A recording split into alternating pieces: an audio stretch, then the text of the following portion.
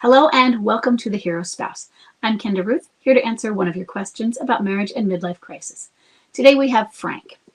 Frank's bomb drop was March of 2020, and his date of marriage is 2001. He has a clinging boomerang who is a high energy replayer.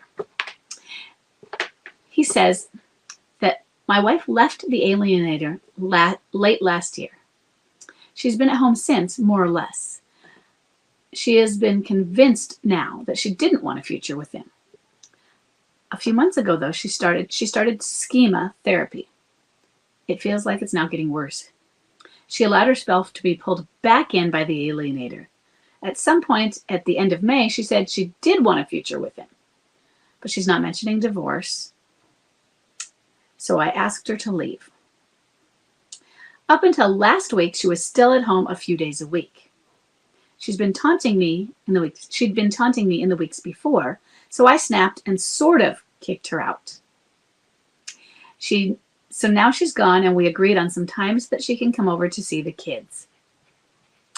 Now she very carefully addresses selling the house and other arrangements, as she calls them. But she's very vague, and upon asking, she doesn't have any answers on what exactly it is she wants. She doesn't ever mention the D word. So what is this? Is it monstering because I kicked her out? Or is it because of therapy opening up old wounds? Or is the puppet master forcing her again? Or is she trying to escape liminality?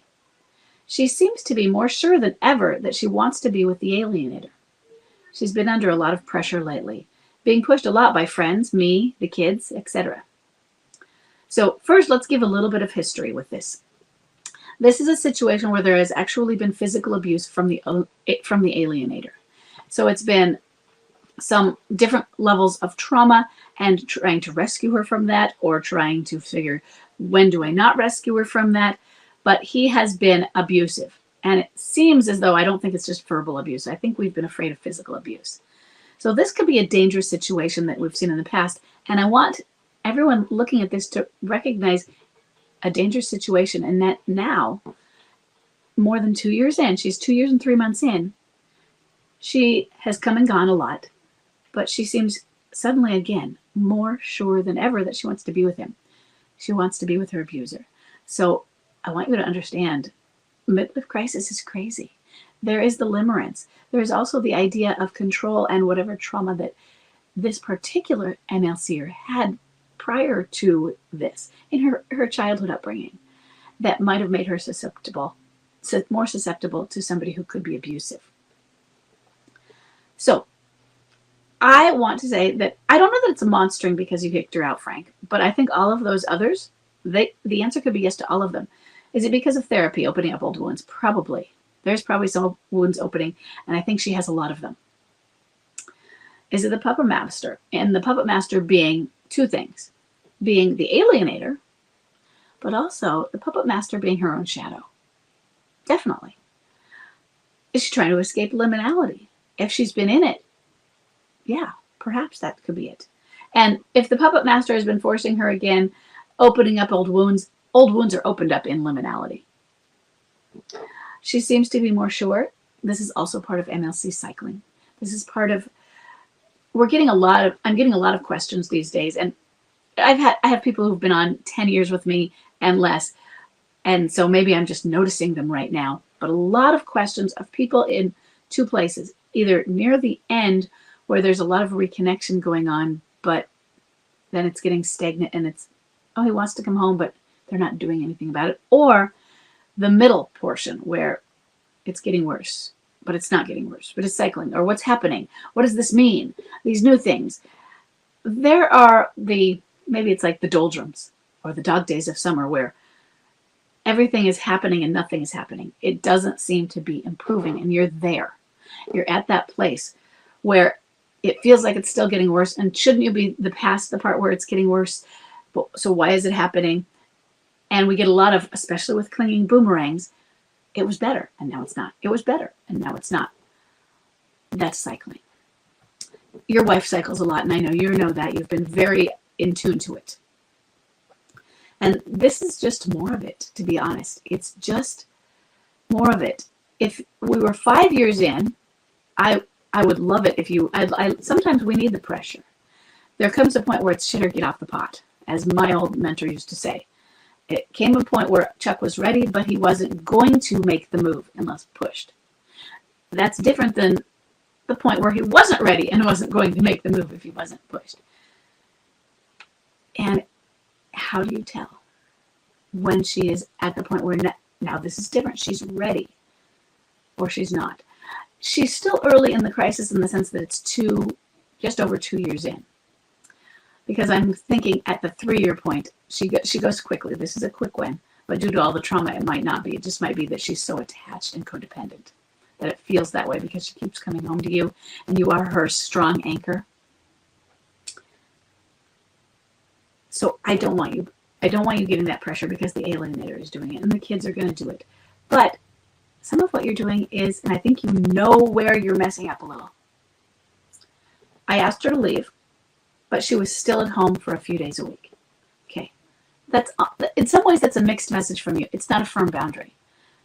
And sure, we can set a boundary of you're allowed here every Tuesday from 4 to 6 and keep it. But even that is a breaking of a boundary and a no contact. And I know we've talked about that you need to be in a no contact when you kick her out. When she goes out, she is out, other than true emergencies. And that's going to be really hard. I can say all these things, but you have to figure out how it works for you anyway, because I didn't have kids at that time. And so I didn't have to worry about the visitation things. And you do. But is there a way that you can have visitation with someone else that's not you, that is not on site, not at the house? If you can, then do that. Because I want her to feel a firm boundary. If she doesn't get any of the home comforts, she doesn't get any of the you.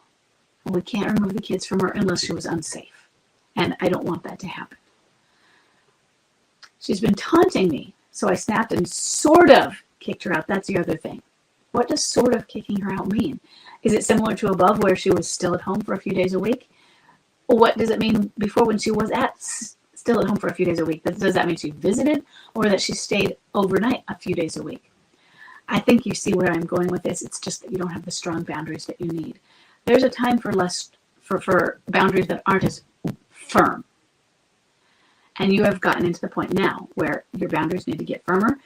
This is now where it comes in that you're saying, when you choose to be an appropriate spouse, when you choose to be an appropriate wife, let me know. You may contact me then. Or you can let so-and-so, who's a mediator, know, and they will let me know. And an appropriate wife means that guy's gone. No contact, nothing. Unless there's some form of court requirements because, you're suing him for something. No contact with him. And that means that if she's trying to have contact through work, either you need to know about it or find a new job type of thing. It needs to be very strict. And especially in this case because he is dangerous. And it's not up to you to tell her he's dangerous. First thing, she knows it. But she's going to double down. When we feel like we're being controlled, we double down on what it is that people are trying to change in us. Even when it's damaging to us, even when it's damaging to others, and we know that we're the ones doing the damage, when it hurts our children, all of those, because humans seem to be right fighters by nature. Somebody tries to we come out fighting. And we don't always recognize or realize what we're doing feels like control to the other person. And they're like, I wasn't trying to control them, I was just making a suggestion. The suggestion was, maybe you're drinking too much, fill in the blank. That feels control. Just these small comments. She probably feels pretty controlled. And she's going to feel some of this control because she's going to be told when she can meet with her children. She might be told who can be there. She might have to be told the parameters, if she needs supervised visitation or not. All of these different things. There's going to be levels of control within this that aren't really going to be something you can avoid. So for all the other things, see where you can avoid other forms of control in there. Because the alternative is control on the other end of it. So this is frustrating her. I imagine that the alienator could be putting a lot of the monster into her as well. She's bringing it out on you, but some of it is because sometimes we project it. I have a feeling he might be telling her, you need to do these things regarding this. You need to have a backbone, or you're just a weak woman. I don't know. But I remember what the alienator was telling Chuck. It wasn't about having a fight with me. She probably did that too, but it was she made lists of the things he didn't have from the house. And I kept wondering, why are these things going? Why is he taking that? It's just a random t-shirt from the closet. And why now? Why not that? I mean, it just didn't, I didn't care, but why? And I found out she made lists for him, that he was supposed to pick up these items because she remembered these items when he'd been there before, or when he'd moved out of his own house, or when he got into his own apartment. And she said, you need to get these. First thing, what kind of control is that? So she's getting control on the other end as well. I want you to take away as much as you can, but that doesn't mean you don't have boundaries. So boundaries do feel like control to that other person, because you're going to be the papa bear for those kids. I don't want you sort of kicking her out. I want you to make sure that she knows there's a firm boundary. If you have to retract something, say, I'm sorry, I said it this way. I shouldn't have done that. Here's what really needs to be. And she can scream all she wants. I'm sorry you feel that way. I recognize that you want to do these things and you have these arrangements. But right now, if that is not something I feel is necessary, I'm not going to move forward with that. Notice the calmness in my voice. I'm not going to move forward with that. It's not, no, I don't agree. I don't want you to do that. That's not what we're doing. I'm not using that firmness. Here's how it's going to be. And I'm laying down the line. No,